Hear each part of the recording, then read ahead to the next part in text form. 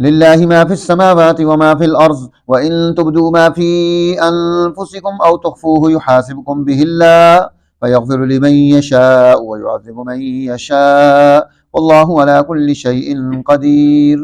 صدق اللہ العظیم۔ یہ خلاصۃ القرآن میں ہمارا سورہ البقرہ کا آخری رکوع یہ کل رہ گیا تھا، اس پر تھوڑی سی گفتگو آج کر دیتے ہیں۔ یہاں چونکہ یہ سورت کا اختتام ہے اور یہ جو خواتین سورۃ البقرہ ہے یہ بڑی خاص چیز ہے، اللہ کی طرف سے یہ بھی انعام کے طور پر حضور نبی اکرم سرور دو عالم صلی اللہ علیہ وسلم کو عطا کی گئی۔ خواتین سورۃ البقرہ حدیث مبارکہ میں آتا ہے۔ تو یہ آخری جو رکوع ہے، کیونکہ یہ سورہ البقرہ اس کو سنام القرآن کہا جاتا ہے کہ یہ قرآن کی کوہان ہے۔ کوہان جو ہے یہ اونٹ کے اوپر بلند جگہ ہوتی ہے، تو گویا قرآن میں سب سے بلند ترین مقام جو ہے اس سورہ مبارکہ کا ہے، اور یہ سورہ مبارکہ سب سے زیادہ لمبی صورتوں میں سے ہے، اور اس میں تمام قسم کی چیزوں کو اللہ تعالیٰ نے اس میں پیش کیا ہے۔ یعنی اس میں عبادات موجود ہیں، اس میں اخلاقیات موجود ہیں، اس میں معاملات ہیں، اس میں تجارت ہے، اس میں گھریلو نظام ہے، اس میں نکاح کی باتیں ہیں، طلاق کی باتیں ہیں، قومی نظام ہے، انسانی سوسائٹی کا اجتماع آپ جس پر کھڑا کریں گے وہ ارتفاق رابع بین الاقوامی نظام ہے۔ ان تمام چیزوں کو اس سورہ مبارکہ میں پیش کیا گیا ہے۔ اس لیے اس کا سمجھنا اور اس کا سمجھ کر اس کو عملی دور میں لے کر آنا کہ ہم قرآن حکیم پر ایک سسٹم پیدا کرنے والی قوت کھڑی کر سکیں۔ آج المیہ یہ ہے کہ قرآن کو برکت کے طور پر پڑھا جاتا ہے، جی سورہ بقرہ پڑھ لو تو شیطان جنات بھاگ جائیں گے۔ بھائی جو شیطان گھر میں بیٹھا ہوا ہے، یہ جو سرمایہ داری نظام ہے، یہ جو ظلم کا نظام ہے، یہ انسانیت کی تقسیم کا جو نظریہ ہے، یہ انسانوں کو غلام بنانے کا جو نظریہ ہے، یہ سب سے بڑا جن ہے۔ آج یہ غربت کتنا بڑا جن ہے، اس کو کیسے نکالیں گے؟ اب اس کے لیے کوئی پلان نہیں، کوئی منصوبہ بندی نہیں ہمارے اہل علم کے پاس۔ وہ صرف برکت کے طور پر یا اس طرح کے جادو ٹونوں کے طور پر اس چیز کو سمجھتے ہیں۔ حقیقت یہ ہے کہ قرآن حکیم تو زندہ انسانوں کو ان کی ضرورتوں کو، ان کے مسائل کو حل کرنے کی پالیسی دیتا ہے۔ اب قرآن حکیم نے یہاں اس سورہ مبارکہ کا اختتام ہو رہا ہے، تمام تفصیلات کو پیش کرنے کے بعد اللہ تعالیٰ اپنی حاکمیت اعلیٰ کا تصور اور اس کا تعارف اس رکوع میں پیش کر رہے ہیں۔ للہ ما فی السماوات و ما فی الارض، یہ کائنات، اس کائنات میں موجود انسان، اس کائنات میں موجود تمام مخلوقات اور اس کائنات کی ہر چیز، جو کچھ بھی ما فی السماوات و ما فی الارض ہے، زمین و آسمان کے درمیان میں، فرمایا وہ سب للہ، وہ سب اللہ کا ہے۔ حاکمیت اعلیٰ اس کی ہے، مالک وہ ہے، اور قادر ذات وہ ہے، ان سب پر تصرف اس کا چلتا ہے۔ اب جب حاکمیت اس کی ہے تو دنیا میں کسی اور کو حاکم کیوں بنایا جائے؟ اس کو چھوڑ کر کسی اور کے قانون کو کیوں تسلیم کیا جائے؟ آج مسلمان یعنی 50 سے زائد مسلم ریاستیں ہیں اور اللہ کی حاکمیت کو مانتے ہیں، نماز میں اعتراف کرتے ہیں، لیکن عملی زندگی میں، سیاسی زندگی میں، سماج میں، سوسائٹی میں، عدالت میں، بازار میں حاکمیت اعلیٰ اللہ کی تصور نہیں ہے، اس کا تسلیم ہی نہیں کرتے۔ اللہ اکبر مسجد میں ہے، بازار میں سود کا نظام بڑا ہے، عدالتوں میں ظلم کا نظام بڑا ہے، ایوانوں میں منافقت بڑی ہے، سوسائٹی میں بد اخلاقیاں بڑی ہیں، اور یہ ساری چیزیں ہم جو ہے نا اللہ اکبر صرف مسجد میں ہیں، باہر ہم اپنی رائے اور مرضی سے زندگی گزار رہے ہیں۔ تو قرآن حکیم ہمیں یہ بات سمجھاتا ہے کہ ہم اس کی حاکمیت کو، اس کے پورے نظام کو اپنی پوری زندگی میں، پوری سوسائٹی میں لے کر آئیں۔ اگر ہم اس کا ماحول نہیں بناتے تو پھر ہم مجرم بن جائیں۔ قیامت کے دن ہمیں اللہ کی بارگاہ میں حاضر ہونا ہے، اللہ تعالیٰ پوچھے گا نا بھی تم نے کیوں نہیں کیا؟ ہم کیا کہیں گے؟ ہم کہیں گے کہ ہم مظلوم تھے۔ اللہ فرمائے گا، اللہ نے قرآن میں پہلے کہہ دیا ہے کہ ان میرے بندوں کو بتا دو وَأَرْضُ اللَّهِ وَاسِعَةٌ، اللہ کی زمین وسیع ہے، تم اللہ کی زمین جہاں تمہیں اللہ کے قانون اور اس کے حکم کو چلانے کا ماحول نہیں ملتا، تم اللہ کی زمین وسیع ہے، تم اس کے لیے آگے بڑھو، کردار ادا کرو۔ اور پھر عزم و ہمت یہ ہے کہ انسان اپنی اس سوسائٹی میں بیٹھ کر اس سوسائٹی میں موجود اس ظلم کے خلاف نبرد آزما ہو اور اس کے لیے کردار ادا کرے۔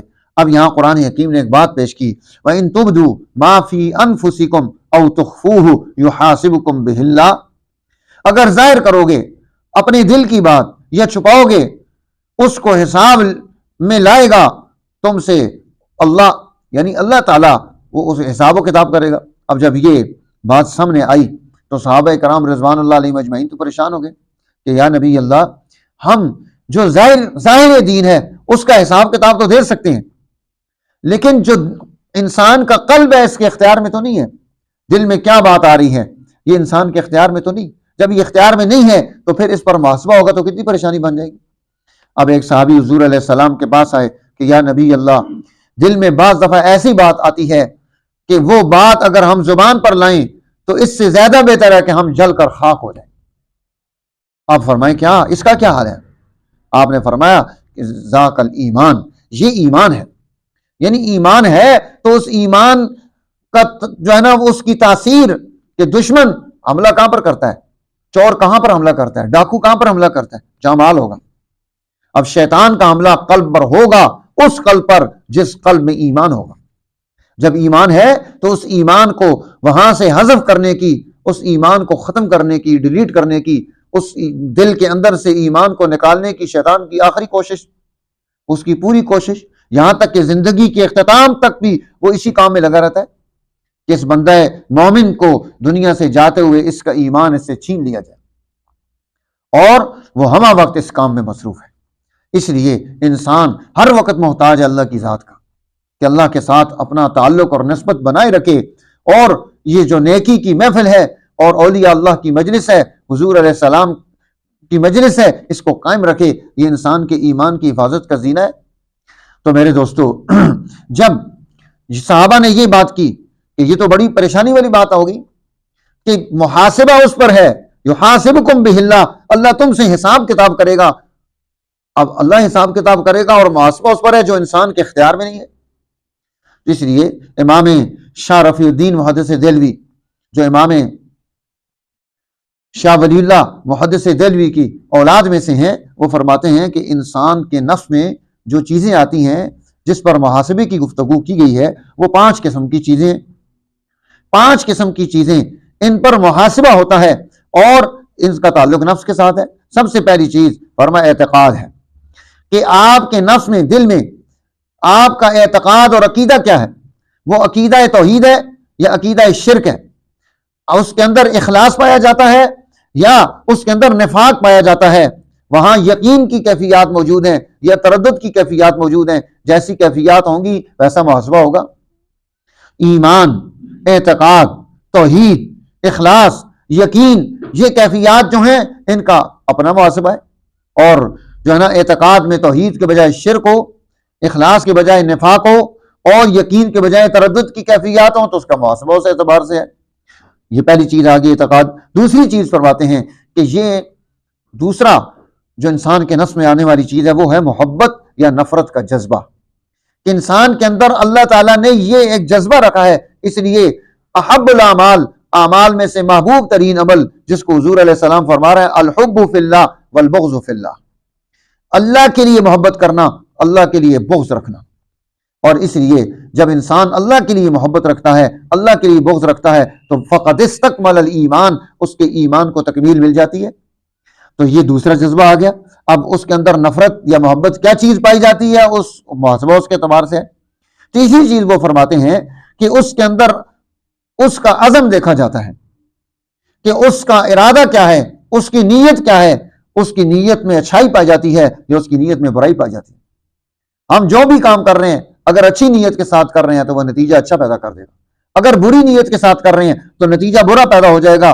اب انسان کی نیتوں پر دار و مدار رکھ دیا، انما الاعمال بالنیات، کہ دار و مدار اعمال کا نیت پر ہے۔ نیت کیسی ہے؟ اس لیے ہمارے بزرگوں میں سے ایک فرماتے ہیں کہ میں حج پر گیا، بڑے اولیاء اللہ میں سے ایک آدمی کعبہ کا غلاف پکڑ کے رو رہا ہے، تو میں نے اس کے قلب پر نگاہ ڈالی کہ اس کے دل کی کیا کیفیت ہے۔ ظاہر میں تو یہ بڑا اچھا ہے، جب میں نے دل کی طرف نگاہ ڈالی تو مجھے پتا چلا کہ یہ چاہتا ہے کہ اس کے دوست اس کو یہاں روتا ہوا دیکھ لیں اور اپنے علاقوں میں جا کر اس کا تعارف کریں۔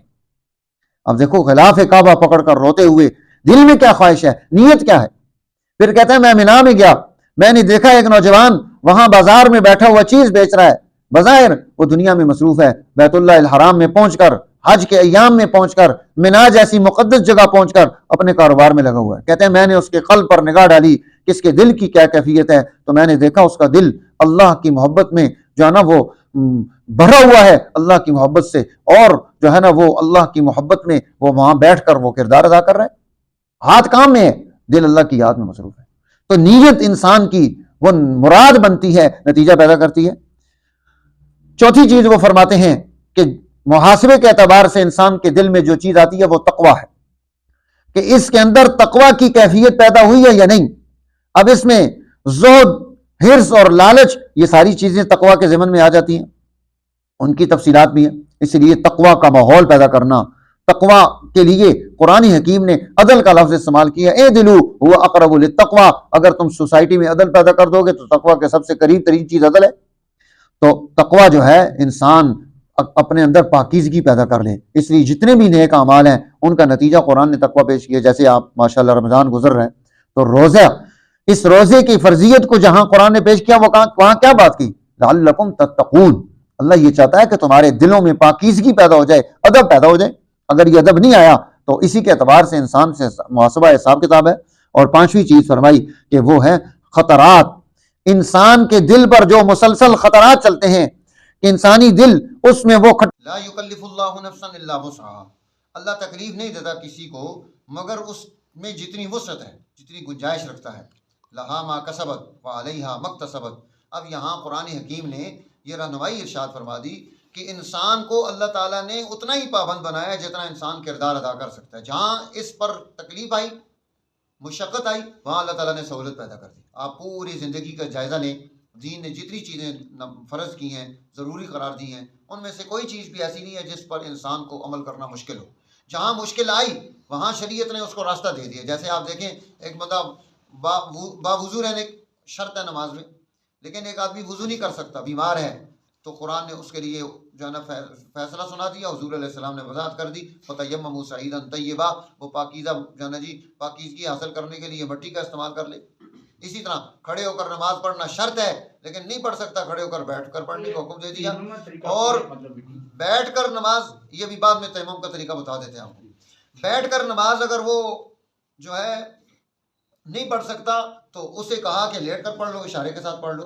اس طرح تمام چیزوں میں دین اسلام نے اس کو سہولت دی ہے۔ تو یہ تو ہے وسعت اتنی ہے۔ پھر یہاں آخر میں اللہ تعالیٰ نے ہمیں دعائیں سکھلائی ہیں کہ ہم اللہ کی بارگاہ میں دعا مانگ کر اپنی جو ہے نا کاموں کا اختتام کریں۔ اپنے کاموں کے اختتام پر اللہ کی بارگاہ میں جو ہے نا ہاتھ بھی اٹھانے چاہیے، دعا مانگنی چاہیے۔ اب یہاں یہ دعا سکھلائی، ربنا لا تؤاخذنا ان نسینا او اخطأنا،